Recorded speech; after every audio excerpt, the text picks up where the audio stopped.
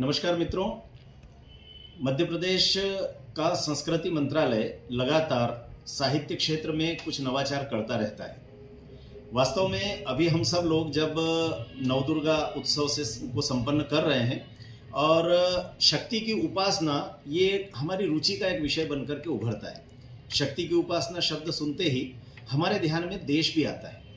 जब एक राष्ट्र शक्ति की उपासना करने लगता है तो हमारे ध्यान में आता है कि उसकी उन्नति के रास्ते में फिर कोई रुकावट नहीं आती। ऐसा ही एक अनूठा साहित्यिक आयोजन लेकर हम उपस्थित हो रहे हैं साहित्य अकादमी मध्य प्रदेश के माध्यम से।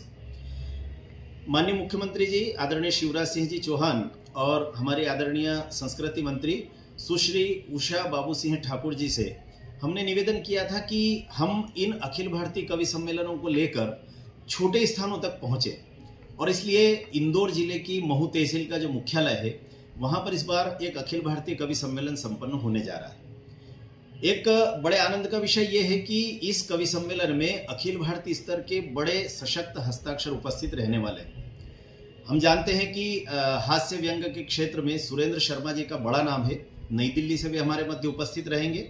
साथ ही आदरणीय हरिओम पंवार जी मेरठ से हमारे मध्य उपस्थित रहने वाले हैं।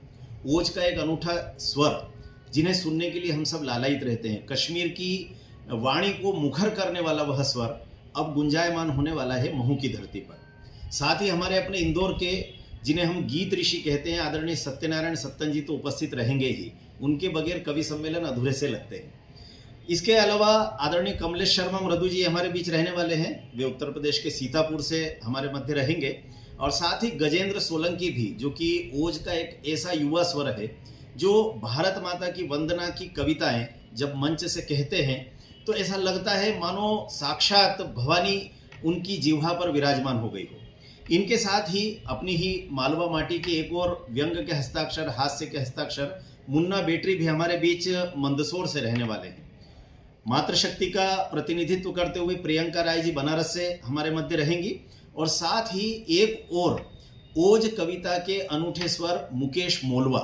वास्तव में मुकेश जी इंदौर के रहने वाले हैं, लेकिन हम सब जानते हैं कि पूरे भारत में घूम घूम कर वे गौ माता की वंदनाएं प्रस्तुत करते हैं। इस विषय पर उनकी एक बहुत अच्छी पुस्तक भी आई है। उनकी कविताओं का भी रसास्वादन हम करेंगे ही। और साथ ही उपस्थित रहेंगे राकेश दांगी भी। यह युवा चेहरा इन दिनों कवि सम्मेलनों का एक अलग प्रकार का आकर्षण बना है। राष्ट्रभक्ति वंदना के इन सभी स्वरों के माध्यम से हम सब आनंद लेंगे एक ऐसे कवि सम्मेलन का जिसे